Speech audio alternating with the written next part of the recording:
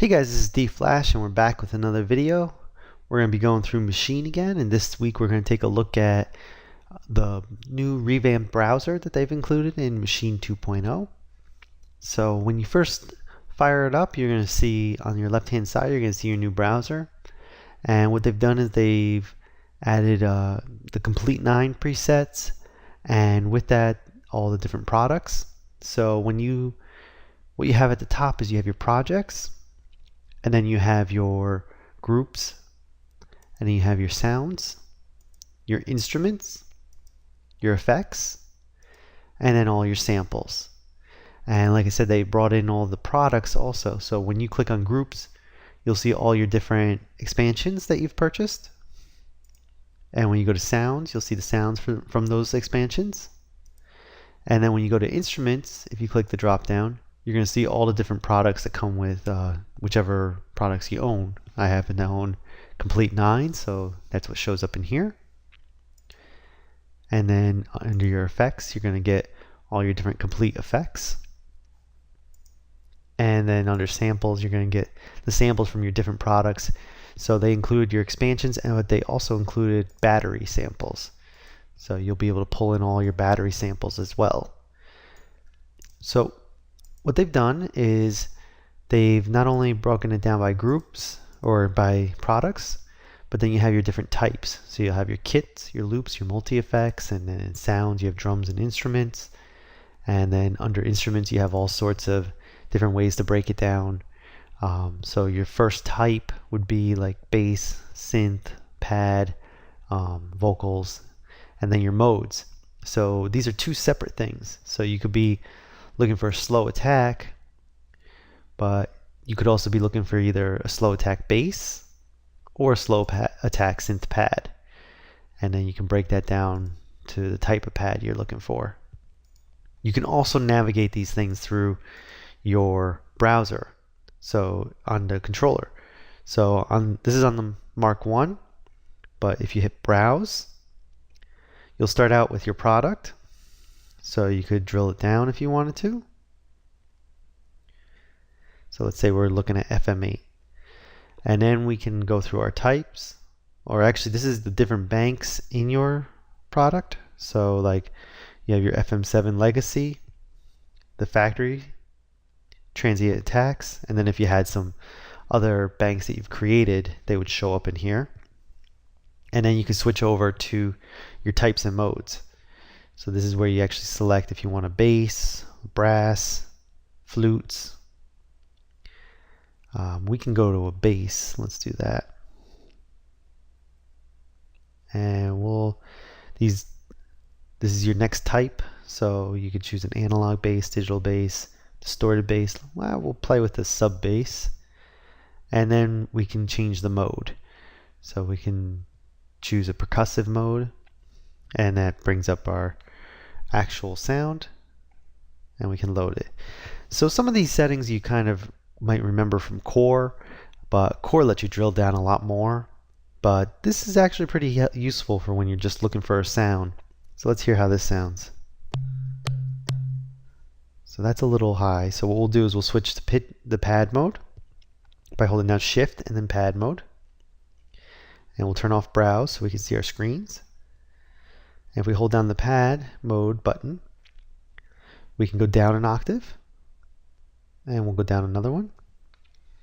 And now we can start trying some sounds. That's a lot more subby.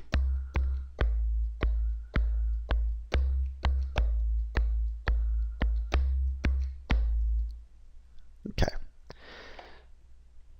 So now let's see what happens if we look for now. We won't change. Let's see here. We won't change the mode from percussive, but if we come back out, or we change the type up here, and we change it to pluck strings, you'll see that the mode change went away because percussive wasn't available in one of the different types we were skipping through. So we'll choose a long evolving, and then we'll load that. You'll see it load up into the software. And then we'll change our pad, go back over to pad mode, and we can see our scale over here.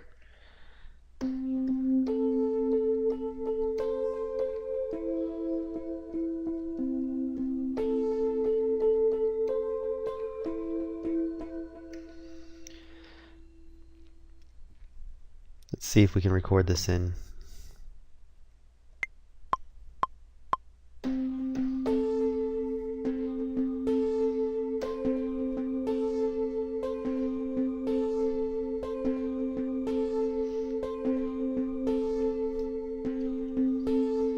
Okay, so that's close enough. And then we can go back over to our bass sound and record that in.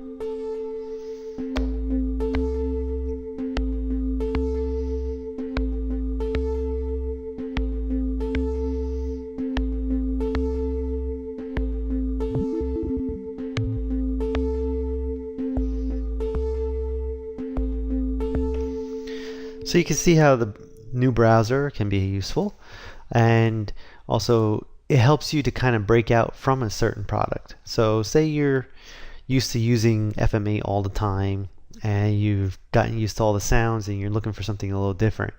By just clearing out the product, you're now able to look at all the strings that you've got in your collection and you can choose something from there. So we'll change this over. Well, that's the bass. We'll just mute that for now. And we'll change this over. So we're going from FM8, maybe try this one, and now we're using Absinthe.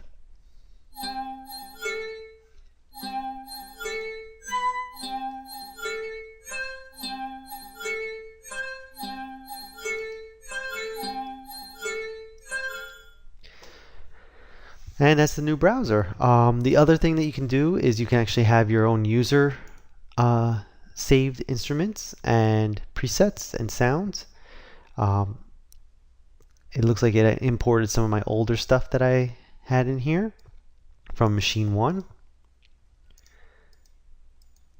And that's about all that it's got. It's got all my old groups. But if you were to save a preset, so let's say we decided to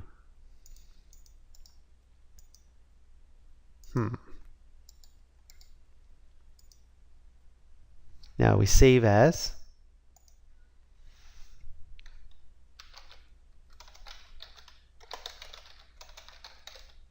and save it. Now when we go to our user, when we go to instruments, you'll see it in here. And then if you want to, you can edit it by clicking the edit button down at the bottom. And then you can edit the attributes that it comes up with.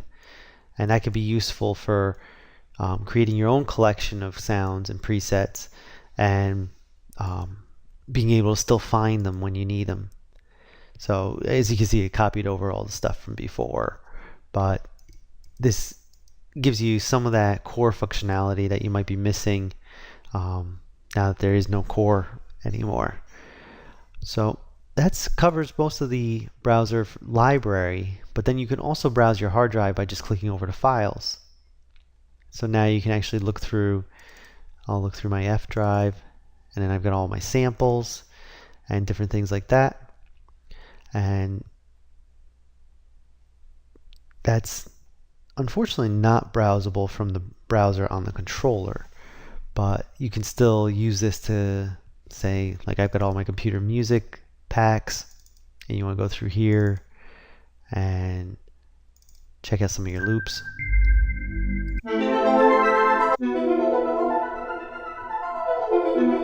And this adjusts your cue volume, and that turns it on to looping.